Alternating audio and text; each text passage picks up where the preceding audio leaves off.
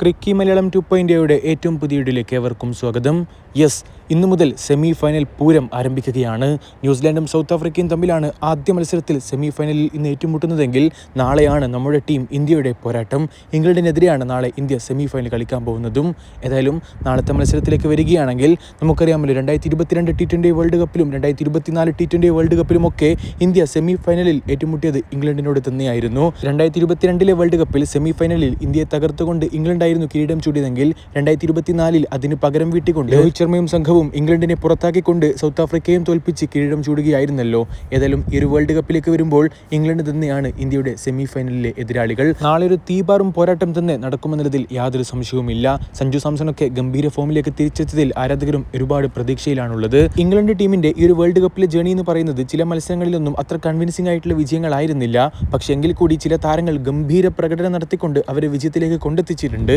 എങ്കിൽ കൂടി ഇത് ഇംഗ്ലണ്ടാണ് ശക്തമായിട്ടുള്ള ബാറ്റിംഗ് ഡിപ്പാർട്ട്മെന്റ് അവകാശപ്പെടാനുള്ള ടീമാണ്. ബൗളിംഗും ഒട്ടും മോശമൊന്നുമല്ല. സോ ഇംഗ്ലണ്ടിനെ ഒരിക്കലും നിസ്സാരമായി കാണരുതെന്ന് തന്നെയാണ് പറയാനുള്ളത്.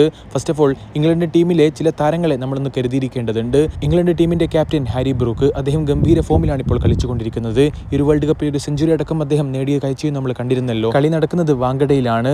ഏതായാലും ടോസ് ലഭിക്കുന്ന ടീം ആദ്യം ബൗൾ ചെയ്യാനുള്ള സാധ്യതകൾ തന്നെയാണ് കാണുന്നത്.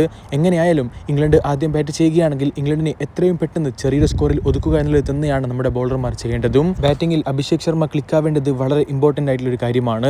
സഞ്ജു സാംസൺ തന്റെ ഫോം തുടരുമെന്നുള്ള പ്രതീക്ഷയിൽ തന്നെ നമുക്ക് കാത്തിരിക്കാം. കാരണം ഈ ഒരു കൂട്ടുകെട്ട് ക്ലിക്കാവുകയാണെങ്കിൽ കുറഞ്ഞ ഓവറുകളിൽ തന്നെ ഇന്ത്യക്ക് വളരെ ക്വിക്കായിട്ടുള്ള സ്റ്റാർട്ട് ലഭിക്കുമെന്നതിൽ യാതൊരു സംശയവുമില്ല. പിന്നീട് വരാനിരിക്കുന്നതും വമ്പനടിക്കാർ തന്നെയാണല്ലോ. ഇന്ത്യൻ ടീം ഒന്ന് കരുതിയിരിക്കേണ്ട ഇംഗ്ലണ്ടിലെ മറ്റൊരു താരം ആരാണെന്ന് വെച്ചാൽ എൻ്റെ ഒരു അഭിപ്രായത്തിൽ അത് സാം കറൻ തന്നെയാണ്.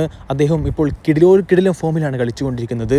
ബൗളിംഗ് ഒക്കെ വളരെയധികം മെച്ചപ്പെട്ടിട്ടുമുണ്ട്. ഇംഗ്ലണ്ടിനെ പല മത്സരങ്ങളിലും ബൗളിംഗിൽ അദ്ദേഹം വിജയിപ്പിച്ചെടുക്കുന്ന കാഴ്ചയും നമ്മൾ കണ്ടതാണല്ലോ. പിന്നെ ആദിൽ റഷീദ്, അതേപോലെ ജോഫ്ര ആർച്ചറും. ഏതായാലും ഇംഗ്ലണ്ടിലെ വമ്പൻ അടിക്കാരായിട്ടുള്ള ബാറ്റർമാരെ എത്രയും പെട്ടെന്ന് ഒതുക്കുക എന്നുള്ളത് തന്നെയാണ് നമ്മുടെ ബോളർമാർക്ക് കഴിയേണ്ടതും. അത് തീർച്ചയായിട്ടും നമ്മുടെ ചുണക്കുട്ടികൾക്ക് സാധിക്കും എന്നുള്ള പ്രതീക്ഷയിൽ തന്നെ ടീം ഇന്ത്യ ഫൈനലിലേക്ക് കുതിച്ചു കയറും എന്നുള്ള പ്രതീക്ഷയിൽ നമുക്ക് കാത്തിരിക്കാം. ഇന്ത്യൻ ടീമിൽ എന്തെങ്കിലും മാറ്റങ്ങൾ ഉണ്ടാവുമെന്ന് ചോദിക്കുകയാണെങ്കിൽ തീർച്ചയായിട്ടും യാതൊരു മാറ്റങ്ങൾക്കുമുള്ള സാധ്യതകൾ കാണുന്നില്ല. മോസ്റ്റ് പ്രോബബ്ലി ആ ഒരു വിന്നിംഗ് കോമ്പിനേഷൻ അതേപടി നിലനിർത്താൻ തന്നെയാണ് സാധ്യതകളുള്ളത്. നിങ്ങളുടെ അഭിപ്രായങ്ങൾ തീർച്ചയായിട്ടും രേഖപ്പെടുത്തുക. അടുത്തൊരു വീഡിയോ ഭാഗത്ത് വീണ്ടും കാണാം. അതുവരേക്കും ചെറിയൊരു ഗുഡ് ബൈ.